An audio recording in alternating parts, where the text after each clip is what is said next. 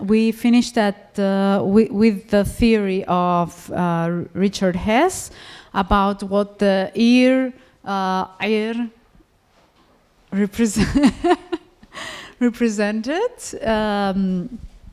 and who actually must have died in Jericho. So this brings us to the issue that the way that we read the instructions in Deuteronomy about herem may not have been the same way that the first recipients were understanding these instructions. So it looks like Deuteronomy 20 commands was understood to be an exaggerated ideal and does not describe what actually happened in reality, and also with the testimony of the archaeological record.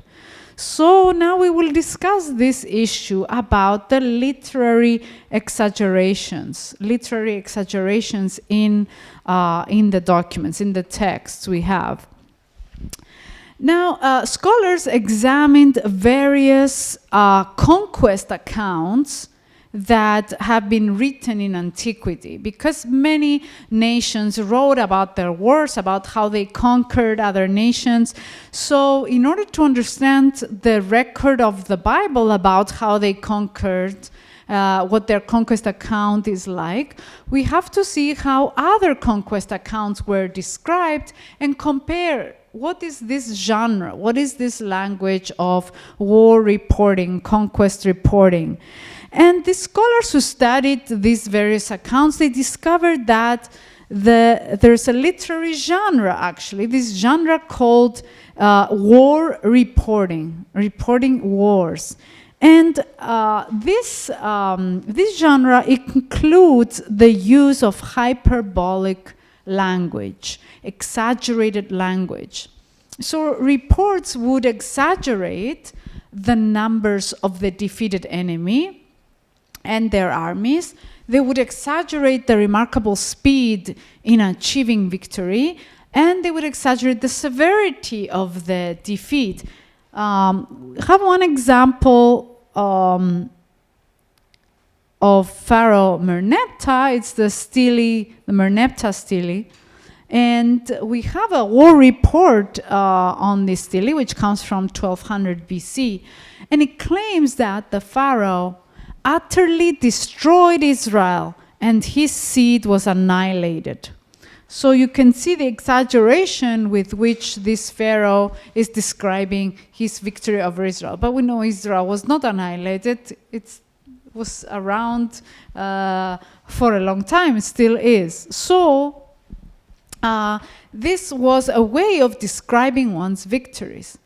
And it's the geographical extent of the victory is also exaggerated sometimes. And on top of everything, the victories were usually attributed to the king himself and his competence.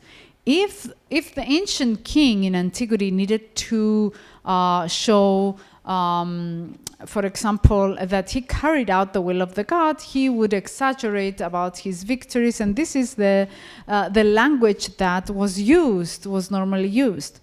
What was the effect? What was this language accomplishing? Well, the effect for such hyperbolic language was emotive. It spoke to the emotions. And its purpose was mainly to emphasize the king's bravery, to show how wonderful this king is. So let's imagine today that we are listening to the reporting of a football match, okay? And when we are hearing the reporting of a football match today, you would hear phrases like, Team A completely annihilated Team B. You would hear this, right? Or he crushed their goalie with a brutal shot in the nets. This is the kind of language for the reporting of football genre, right? It's a specific genre. Everybody knows that there's exaggeration in the reporting of the football match. It's not like the person is lying. I'm not going to walk up to the report and say, you're lying. He didn't annihilate them. They are still around. They're still in the field. Why are you saying these lies? No, we all understand this is the genre of football reporting, okay? So, well, everyone gets excited and fired up with these descriptions when you're listening. They all understand what is meant by this language.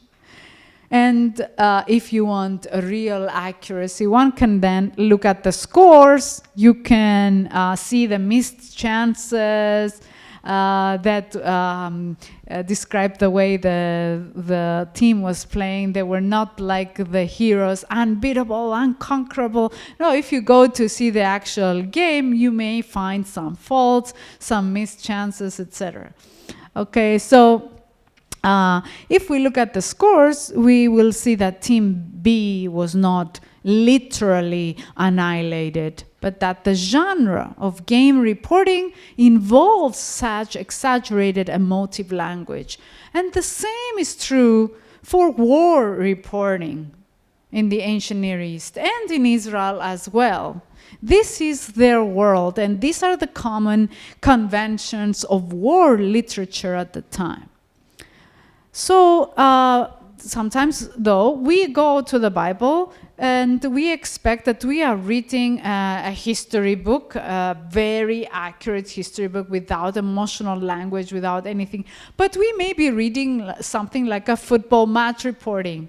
Okay, so in the book of Joshua, Joshua is presented as following Deuteronomy's instructions to the letter, annihilating everything that breathes. He annihilated them, okay?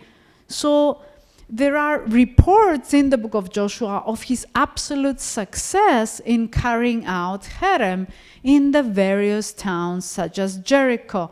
And someone asked earlier about the different towns.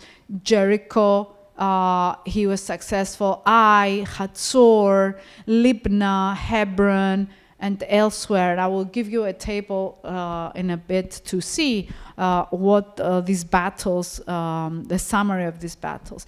And elsewhere we are given a full summary of how Joshua has achieved everything commanded to him by the Lord. And he left nothing that breathed alive. This is the claim. And you can see this in Joshua 10:40. But what is peculiar is that when we get to the book of Judges, as we mentioned earlier, which follows the book of Joshua, it presents the Canaanites still dwelling in the land.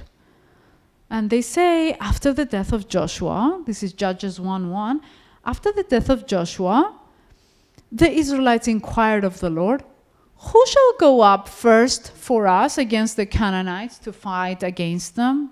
But wait a minute, in Joshua 10:40, you already told us that he carried out everything. He annihilated everything that breathed. He was completely obedient to what the Lord had instructed him. And now you're telling us there's Canaanites in the land and someone needs to go up against them still?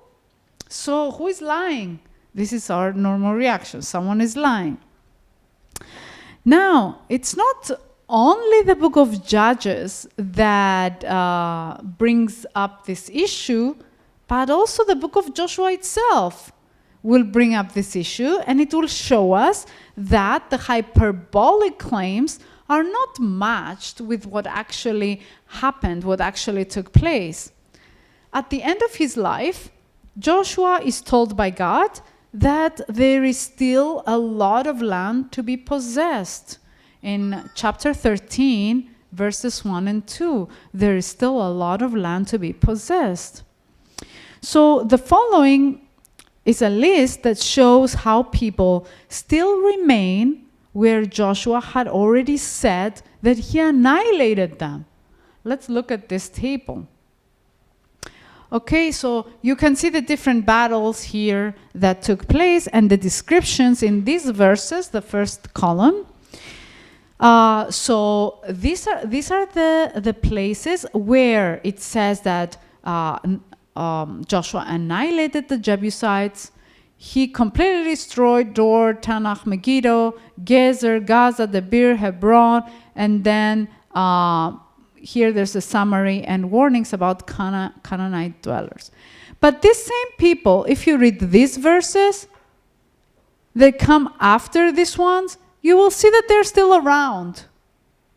Well, why are you telling us that you annihilated them here, and then here they show up again?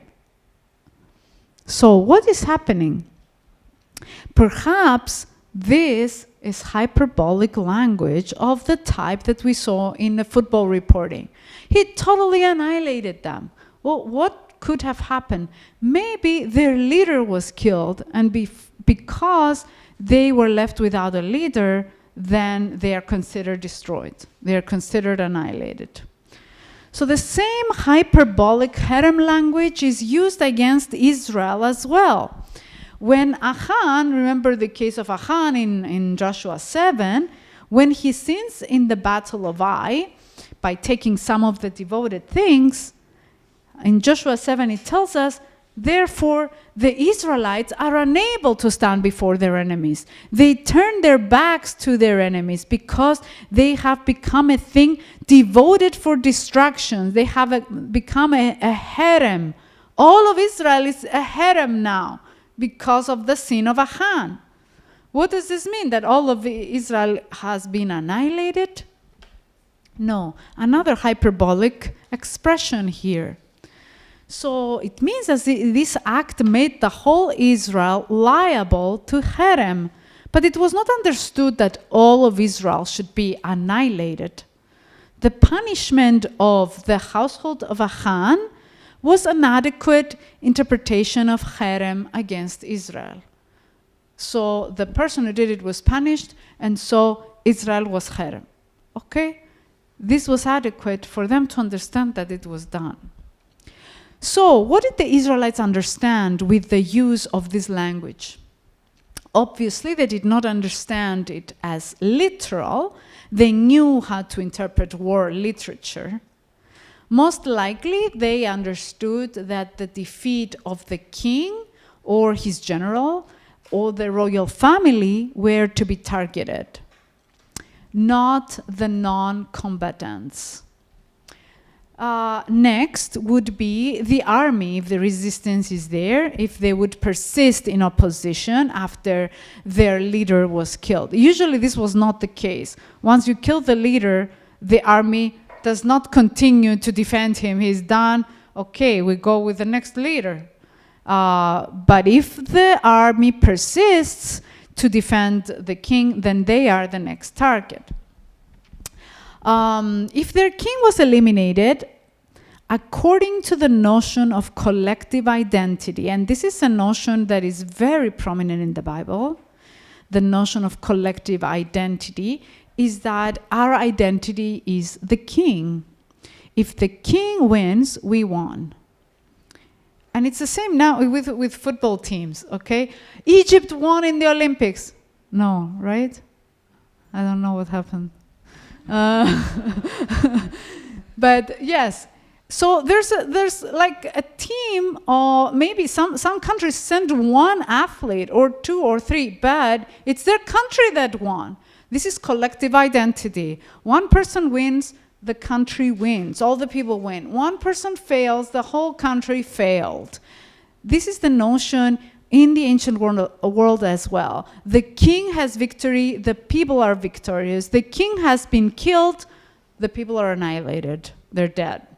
So this is probably how it was understood. So if the king is eliminated according to the notion of collective identity, the people ceased to exist too. The battle was decisively won, and the nation no longer posed a threat to Israel. They don't have a substantial threat against Israel. So to remove the king, what does it mean? Not only are the people removed, not only are the people annihilated, but the God whom he represents is annihilated. The God is done.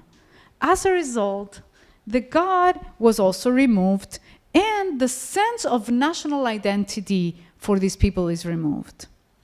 Okay, so it is obvious that we must learn to read this text not in the literal fashion that we are used to approach them with, but according to the genre of war reporting of the ancient times. And it is obvious in the book itself, in the book of Joshua, that we have this otherwise contradicting, if we interpret it literally, we will have a lot of contradictions. Where are the Canaanites still around?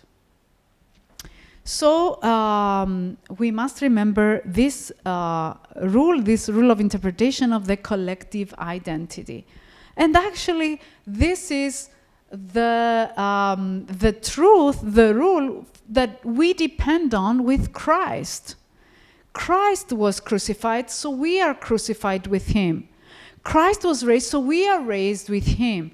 Christ lives, so we live. Christ has the Spirit, so we have the Spirit.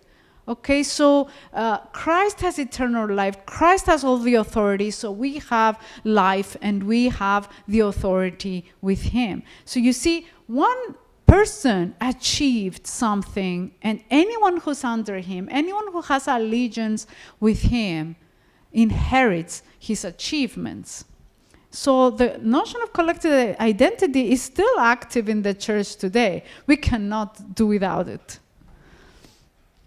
Now, I want to share with you my own tentative position about what is happening with the wars of Yahweh.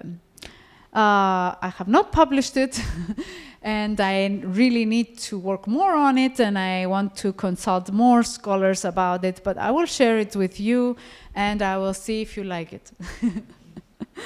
So, now, around the time of the conquest, the Egyptian empire was not limited to the land of Egypt. Now, we know the story of the Exodus. We know that Israel came out of Egypt in the Exodus, but Egypt's sovereignty spread to many other kingdoms, including Canaan. There were vassal kingdoms. Vassal means it's kings who are under the authority of the great king Pharaoh. So all these vassal kingdoms exist in the land of Canaan. We know this. How? How do we know this? We know this because of a number of letters that were discovered showing the correspondence between these kingdoms in Canaan, these vassal kings, and corresponding with Pharaoh in Egypt. So we found their letters that they exchanged. So these letters are called the Amarna Letters. And you can visit them in the Cairo Museum, actually. They keep them all there. This is my photo. They were discovered in El Amarna in Upper Egypt. Now, you can see these small cuneiform tablets, and it's a total, I don't think all of them are here, it's a total of 382 tablets that were discovered in Upper Egypt, and they are dated around 1400 BC. Okay, this falls in the range of the time that people think that the conquest may have happened. Exodus from Egypt and the conquest. So, what do these tablets show us? They show us that these vassal kings in Canaan were accountable to Pharaoh. Pharaoh was the emperor, and they were under his authority in Canaan. Now, the Israelites flee from Egypt, and upon fleeing from Egypt, the Israelites did not stop being considered as slaves of Pharaoh. All of a sudden, their identity didn't change. They were still the fugitive slaves of Pharaoh within the expanse of the empire, which spread to the land of Canaan at the time. Now, this was the status of the Israelites at the international level. There's this group of people. Who are they? Well, don't ask them. They will tell you we're free men. We only belong to Yahweh. But what is their actual status in the empire of Pharaoh? Their actual status is that they still belong to Pharaoh. They're fugitive slaves that run away from him. Now, this made me examine how were fugitive slaves viewed in the great empires of antiquity? What were the laws about slaves that were running away from one nation and going somewhere else? Now, if you look at international treaties between ancient kingdoms, you will see that there's usually stipulations, there's laws about the arrest and return of fugitive slaves.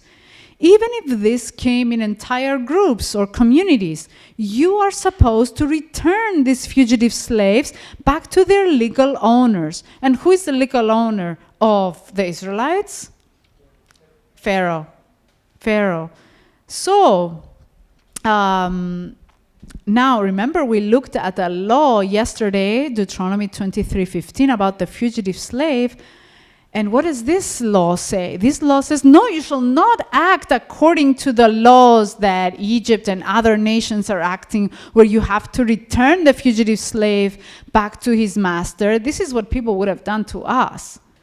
No, when a slave escapes to you, this is your history. You are slaves who are escaping away from your master to be free in another place, in safety. So you shall not do the same to others. So we saw that there's a unique law in Israel that's different from the laws about fugitive slaves that exist in other nations.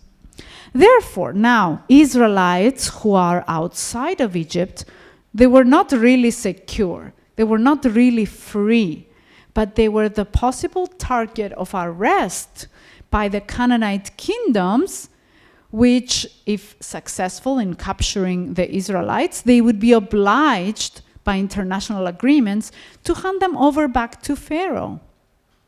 If they are vassals of Pharaoh, they have to honor their emperor. They don't have the freedom to make their own laws about fugitive slaves. They are under the same treaty. They're under this emperor. They have to return the fugitive slaves back to their master. So, presumably, they may have also been authorized to kill them on Egypt's behalf, but not to harbor them in their land while these kings were under the sovereignty of Pharaoh.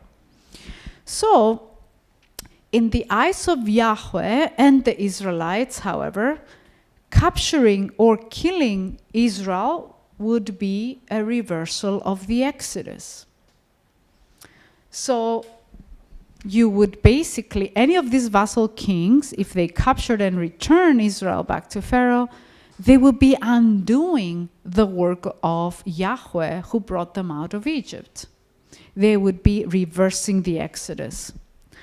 Now, under this light, any battle that Israel conducts at this stage of their existence is a battle of liberation. A revolution. It's a continuation and finalization of the Exodus. Nowhere in the book of Exodus, Numbers, and Deuteronomy is the Exodus from Egypt considered completed in the desert. There's no text that say, okay, you're free, you're in the desert, you're Sinai, you're fine, you're done. No, the end goal is to settle, to have a life, to habitate a land. So their exodus is not considered complete without settlement into the land of Yahweh. And repeatedly we hear, God brought you out of Egypt to bring you into the land that he has promised your fathers, to Abraham, to Isaac, and Jacob. This is repeated. So it never stops, God brought you out of Egypt, full stop. No, God brought you out of Egypt in order to bring you there. Exodus is not finalized yet.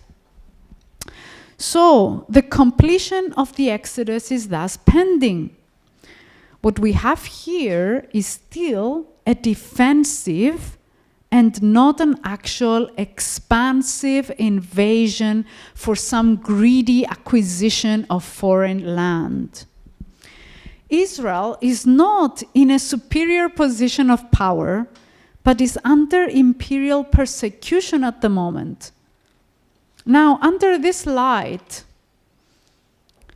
the conquest must be evaluated differently. It must be evaluated in a way similar to the liberating battles of, say, the Greeks and their independence from the Ottoman Empire in 1821, or the liberating battles of the Cypriots against the British Empire in 1955 to 59, or the Egyptian revolution against the British occupation in 1919. And you may add more similar revolutions that none of us complain about their violence. Why? Because we know they are not superpowers that are going somewhere to capture in a greedy manner land that is not theirs. It's a different kind of war. All these battles demand freedom for the people to exist. All these battles do not belong under the colonial category, in which many times anachronistically we tend to place the Israelite conquest. But they belong to the category of self-defense or some sort of post-colonial battle. Now, what the story of the conquest reminds us is that the land is the Lord's. Now, there are no inalienable rights to the land of God.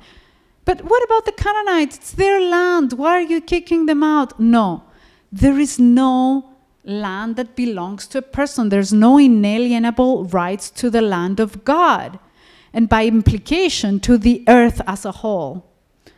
Now, the theology of Joshua challenges the notion that land is possessed by the powerful and militarily capable, by kings and their empires. Property rights are immediately relativized for anyone who lives unethically on the land.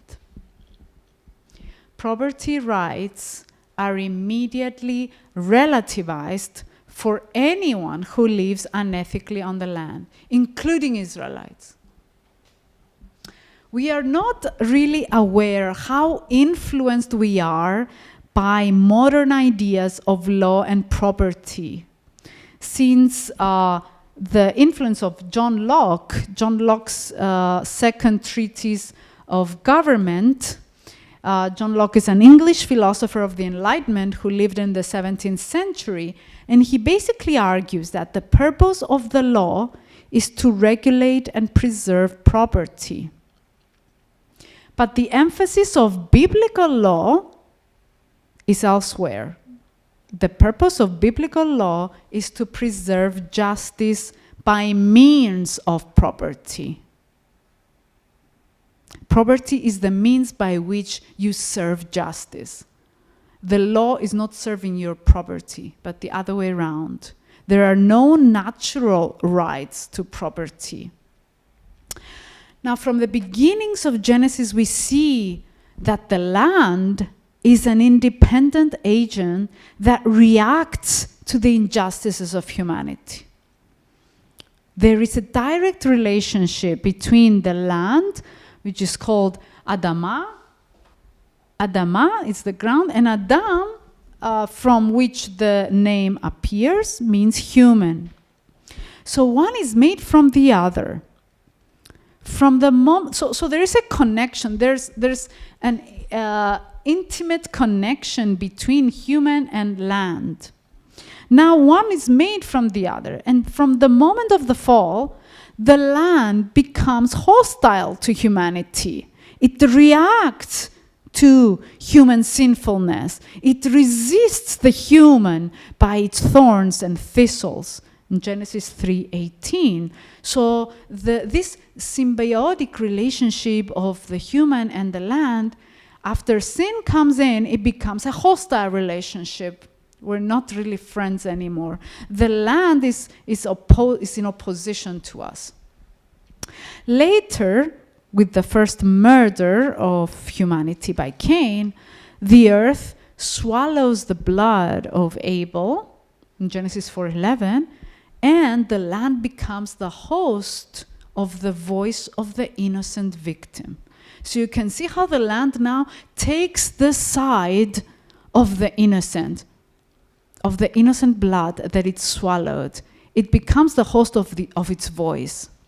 Everyone understood in Israel that the land could testify against them in the case of injustice. We have an example from Job in 31:38-40, where we are given a long list of injustices and that his land would cry against him if he was found guilty of them. And finally, the land revolts against its inhabitants with disgust and vomits them out. You can see this in Leviticus 18:28. The land will vomit you out for defiling it, as it vomited out the nation that was before you. So you see the independence of the land? It's not your property. It's not my property. It's not an inanimate, passive element. This is the perception in Scripture. It's an agent. So the land is not neutral property. It is God's land, and it is God's earth. It is a witness. It's presented as a witness against the injustices of the defenseless of the land. And Jesus' profound words state that the meek shall inherit the earth, the land. Why the meek? Because the land is ethically distributed. You lose your rights to the land because of ethics. It's not something that is written, a contract that forever you own this land. The land is not yours. Who will inherit the land? The one who is meek, who is ethically appropriate to inherit it and treat it in the proper way. So, which role do you play in the story? This is the question now. Because we have this story of Israel and the conquest and the Canaanites. Who are you in the story? Now we have this text, and we have a history of reception of the text, and we have people seeing themselves either as one or the other. So who are we in the story?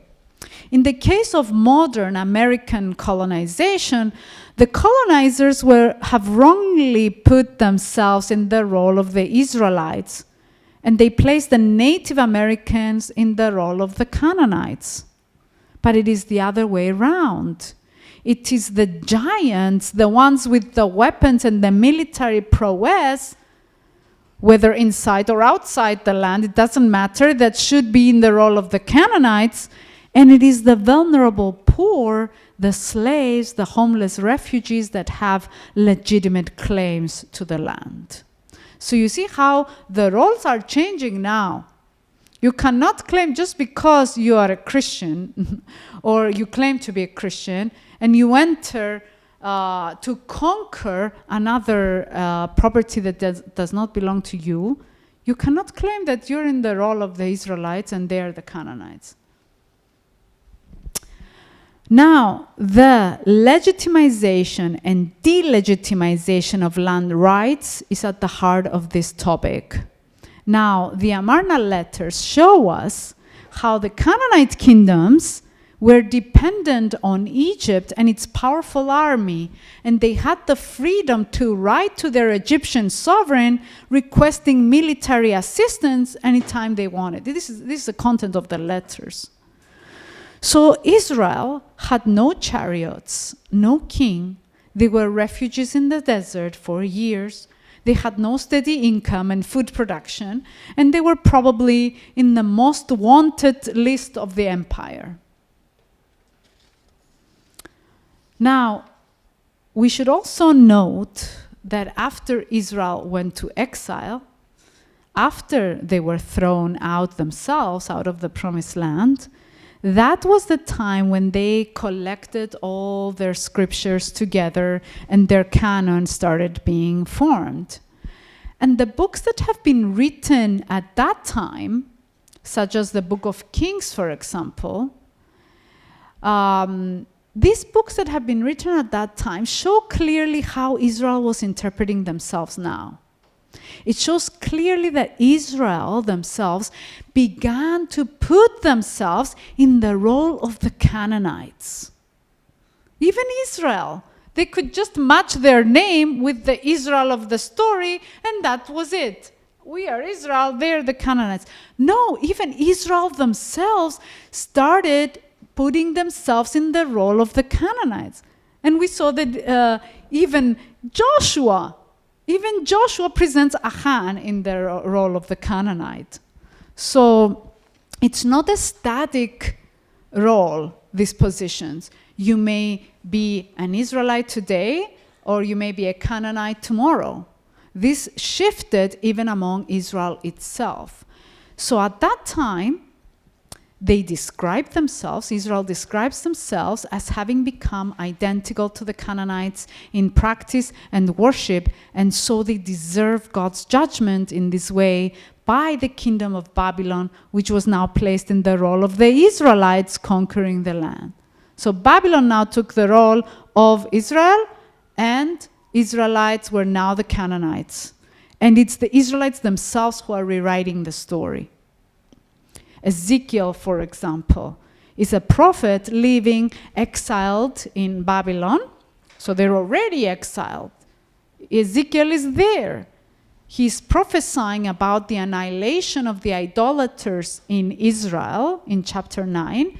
And God is giving instructions to the enemy in the descriptions of Ezekiel to go against the Israelites. So let's look at Ezekiel 9, 6-7.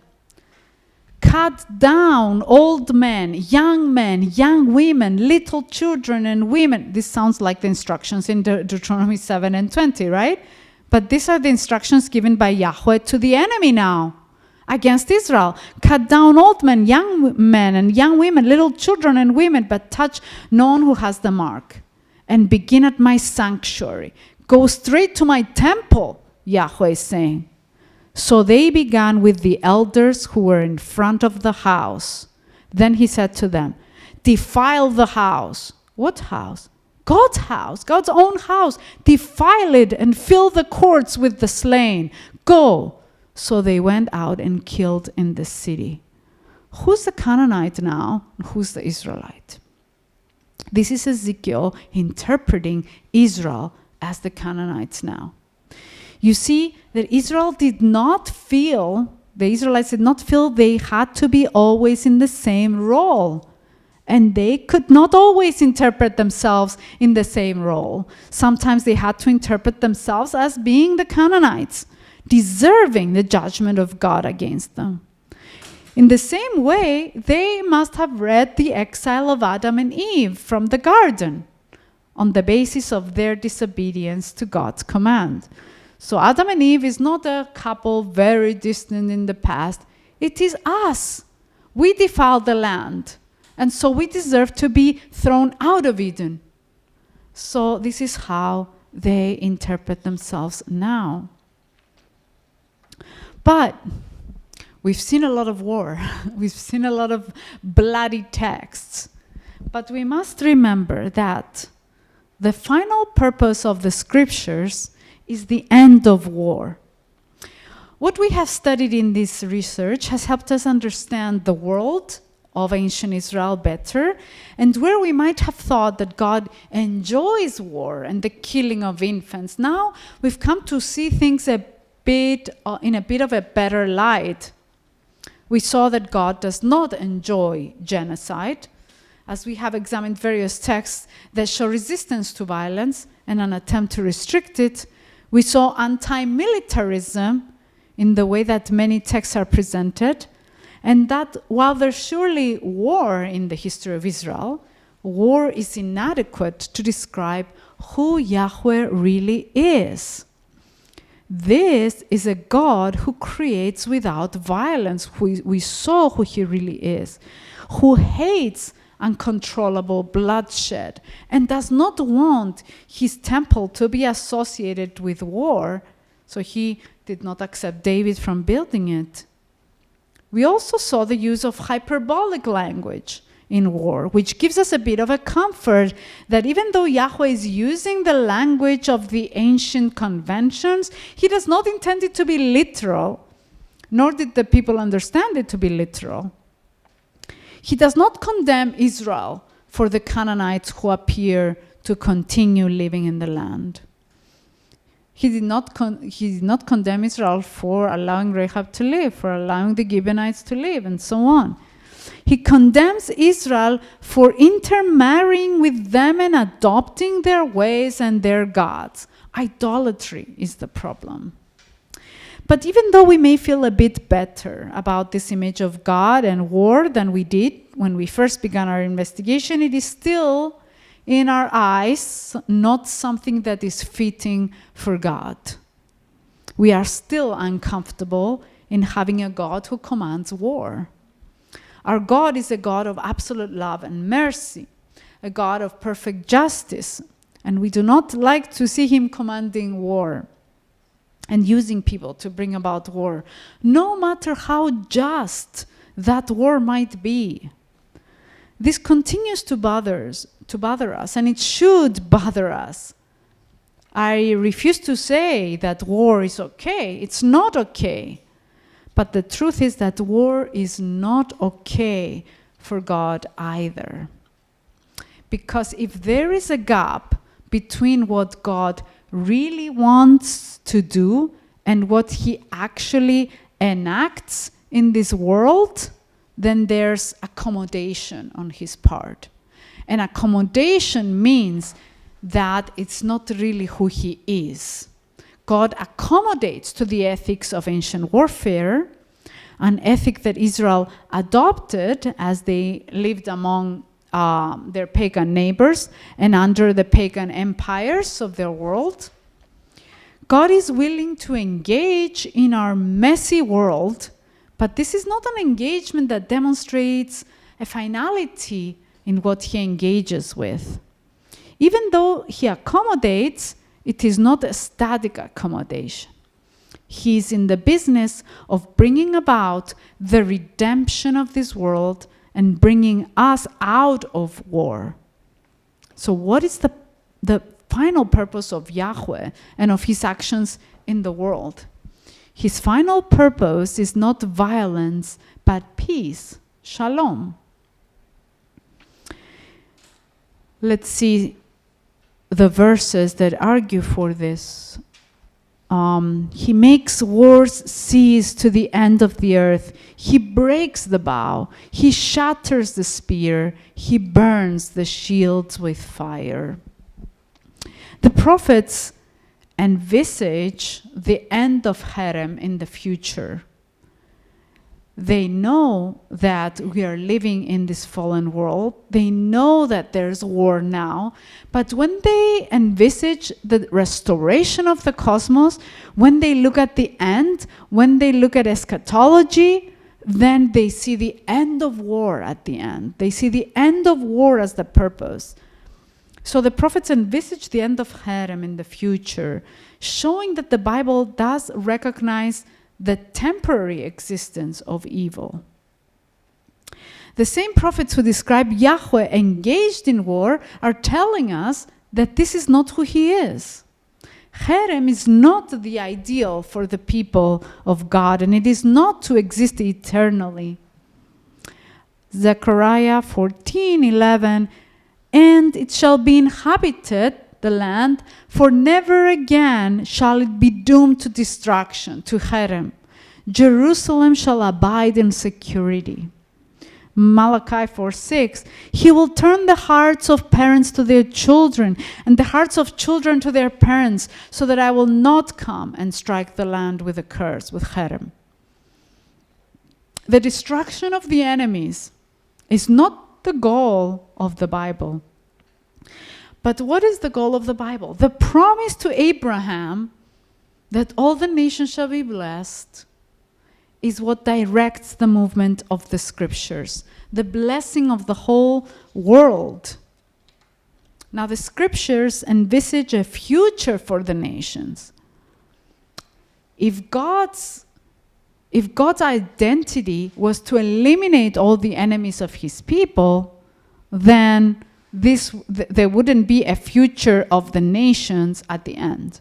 But the prophets envisage a future for the nations. I want you to look at this paradox in Psalm 47. Clap your hands, all you peoples. Shout to God with loud songs of joy.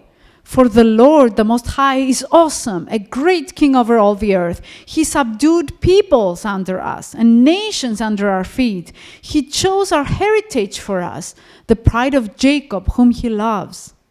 Look at this paradox. The nations are supposed to applaud with joy because God has subdued them under the feet of Israel. But why should they be joyful if they're subdued under the feet of Israel? You see how bringing the motif of the warrior God together with God's promise of the blessing of the nations results in a paradoxical language of warfare. He conquered you, so be joyful. What is this paradox that exists here? Moreover, Yahweh is characterized by the care and the love for the foreigner, and we saw this, and it's obvious in many laws, like Leviticus 19:18, you shall love the foreigner like yourself. And in many biblical texts, the impression given is that war is just a suspension of the perseverance of the good universe by God himself. It is a post-fall return to the state of chaos, rather than the order of creation.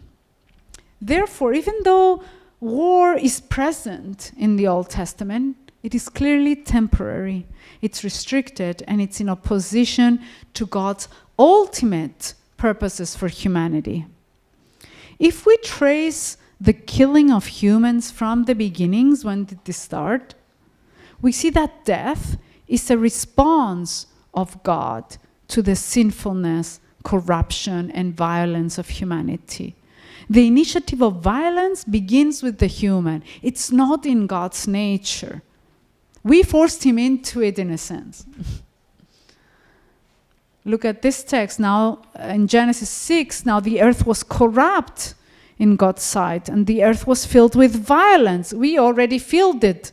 And God saw that the earth was corrupt, for all flesh had corrupted its ways upon the earth.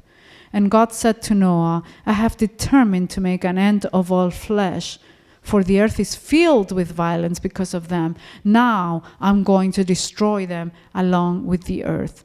So you see, it's a response to our violence, what we introduced into the world.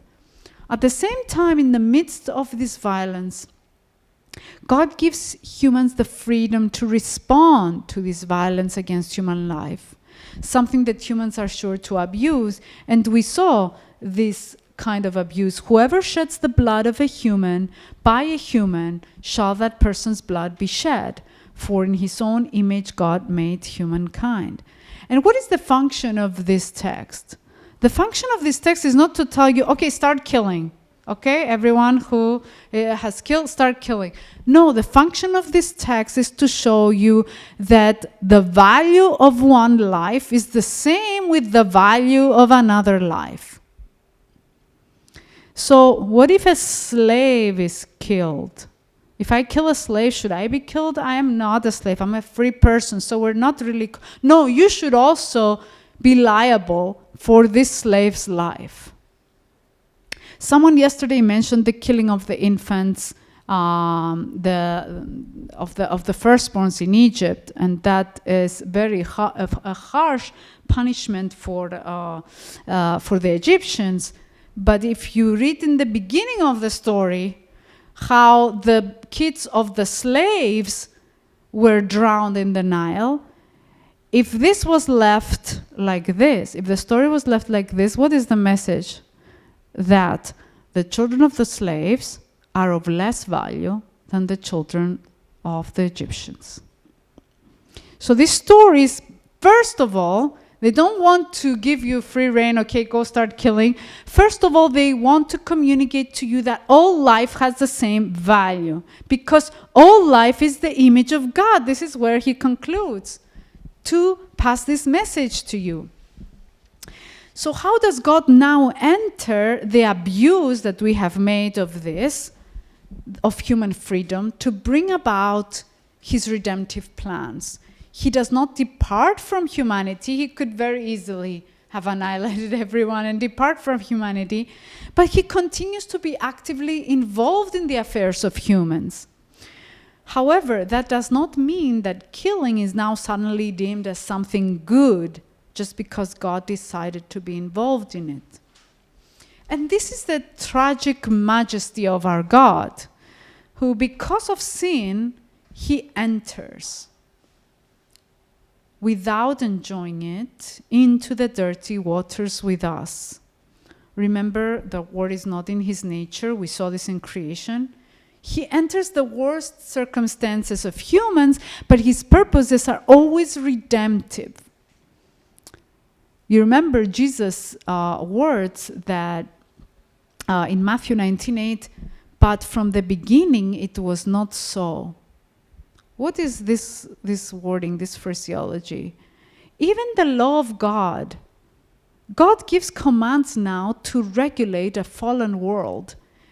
And Jesus says, yes, of course, Moses said to you, you can get a divorce. But do not conclude from these commands that this is the ideal of God. The ideal of God is for people to be together and nothing to separate them. So you cannot take from the regulations that are here to regulate the fallen world, you cannot conclude the identity of God from this. This was not from the beginning. Go back to the beginning to see who God really is and what his ideals for this world are. And not only the beginning, go to the end. And thankfully we have the end in our scriptures, because the end shows us where God is taking us. Eschatology is our guide. I think it is impossible for us to conceive the tragedy of a God who designed a good world for humans to live and to multiply, while at the same time seeing the need for the world to be created again, regenerated because of sin. But it is scandalous for us to see God participating in a world of violence. But like I said before, let's contemplate our options. If we try to remove God from the world of violence, it gives the impression that it is the powerful men of this world who decide wars and carry them out. This was the whole point of the Exodus. People could conclude it's Pharaoh who runs the world. It's Pharaoh who decides to free the Egyptians or to crush the Egyptians. And what does God do? No, I'm hardening the heart of Pharaoh. I have control over his heart. What gives you more comfort? That's a question. So if we try to remove God from the world of violence, it gives the impression that it is the powerful men of this world who decide wars, who carry out wars, who are lords over the fate of the people, and that they are the ones who determine history. But this is far from the truth.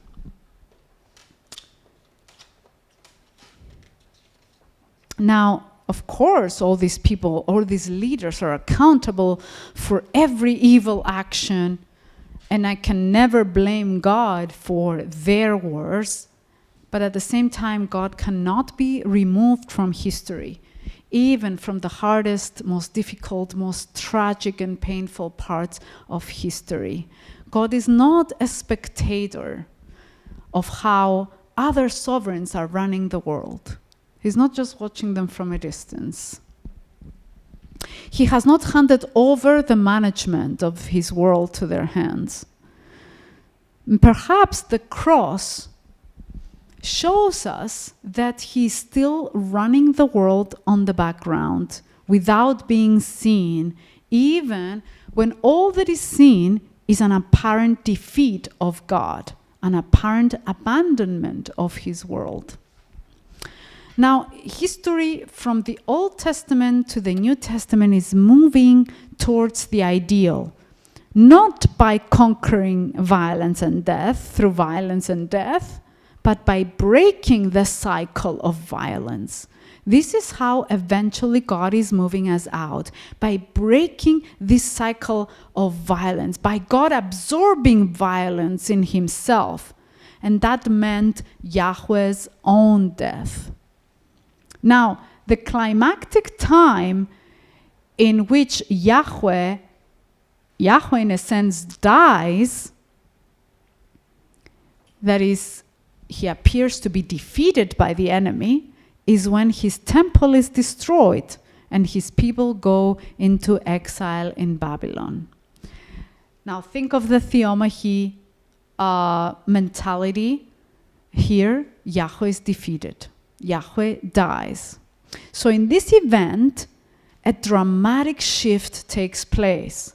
Yahweh dies from being the warrior God who will subdue the nations and defend his own people and his own temple.